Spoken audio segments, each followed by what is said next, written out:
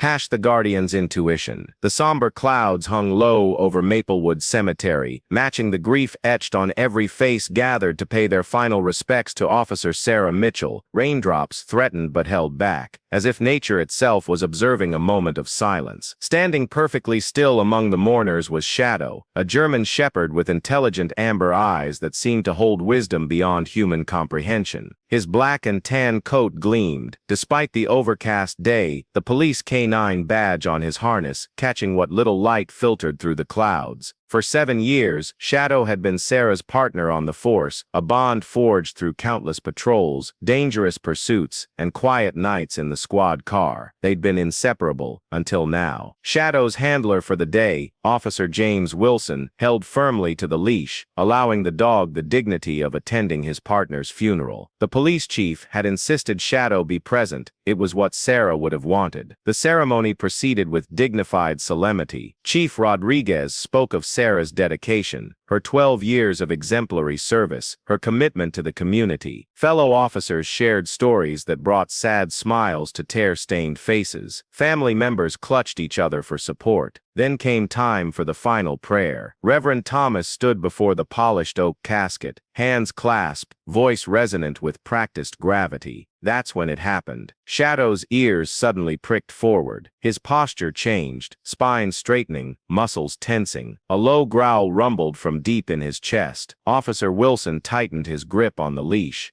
"Easy, boy," he whispered, embarrassed by the disruption. But Shadow wouldn't be silenced. The growl transformed into a sharp, urgent bark that sliced through the reverent quiet. His focus locked onto the casket with an intensity that sent unease rippling through the gathering. "What's gotten into him?" someone whispered. Wilson tugged gently on the leash. "Shadow, quiet," he commanded. But the dog pulled against the restraint, barking more insistently now, his body rigid with purpose. "Perhaps the dog should be removed," suggested Reverend Thomas, his brow furrowed with annoyance. "This is hardly appropriate for—" "Wait." The voice came from the back of the crowd. Detective Marcus Rivera stepped forward, his weathered face thoughtful. "K9 officers don't behave this way without reason." Rivera had worked with enough police dogs over his 20-year career to know that their training went bone deep. Shadow wasn't just any grieving animal, he was a highly disciplined officer of the law. "What is it, Shadow?" Rivera approached slowly, his eyes moving between the agitated dog and the increasingly uncomfortable Reverend. The Reverend's face had paled slightly.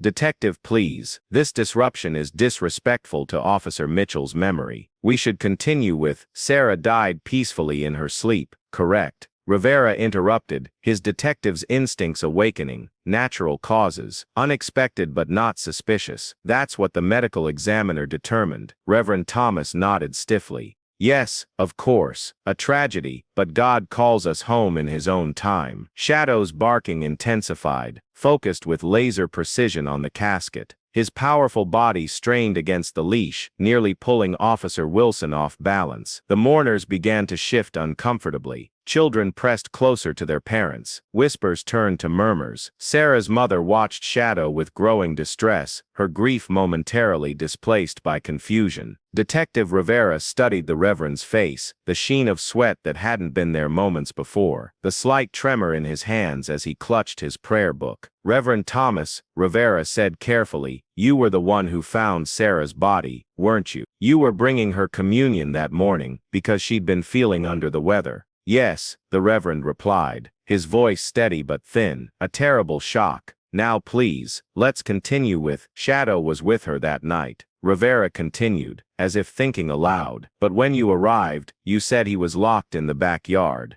The Reverend's jawline tightened almost imperceptibly. "I believe so, yes." "Detective, this really isn't the time for." Shadow lunged forward, with such force that Wilson stumbled. The dog's barking had turned frantic now, desperate to communicate something only he understood. Rivera took a measured step toward the casket, maintaining eye contact with the increasingly agitated Reverend. Strange that Sarah would put Shadow outside for the night. According to her neighbors, she never did that, not once in 7 years.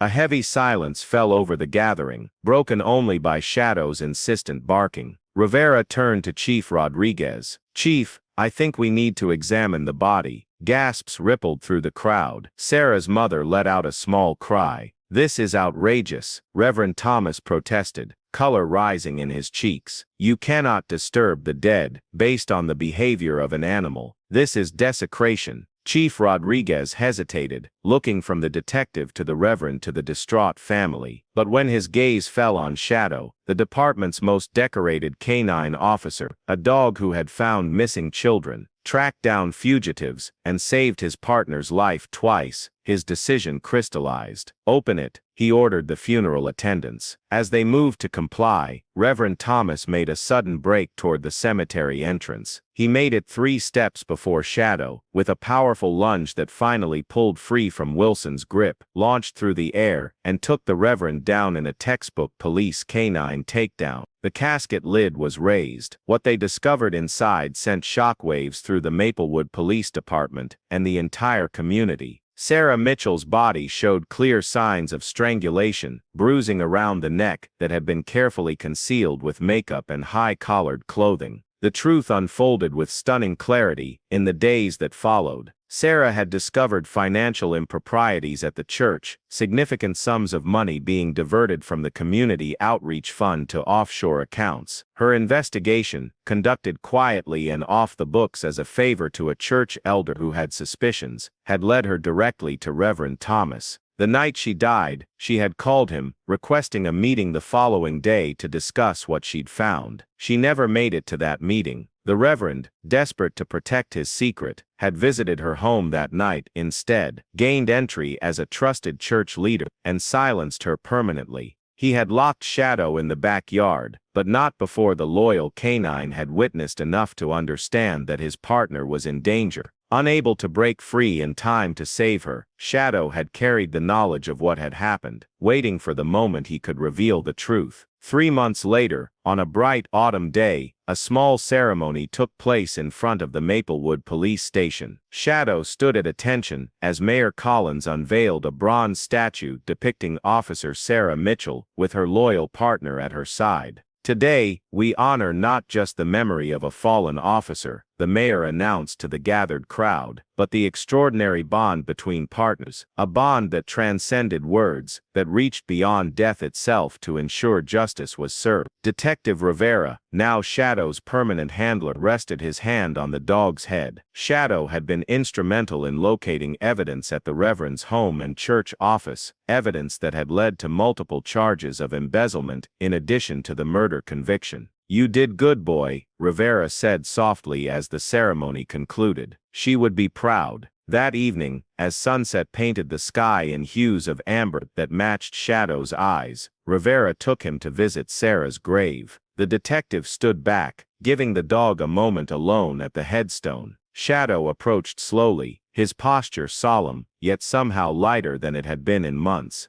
He sat before the granite marker, head high, the perfect picture of a guardian still on duty. A gentle breeze rustled through the cemetery trees, carrying with it the faintest whisper that seemed to say, "Good boy, Shadow, good boy." For the first time since that fateful night, Shadow closed his eyes in peaceful contentment. His partner's voice would forever echo in his heart, but now there was something else there too, the satisfaction of a final mission completed, a promise kept, justice delivered. Some said it was just a dog's intuition, others called it something more spiritual. But everyone in Maplewood agreed on one thing: the bond between Officer Sarah Mitchell and Shadow transcended ordinary understanding, teaching them all about loyalty, courage, and love that refuses to be silenced, even in death.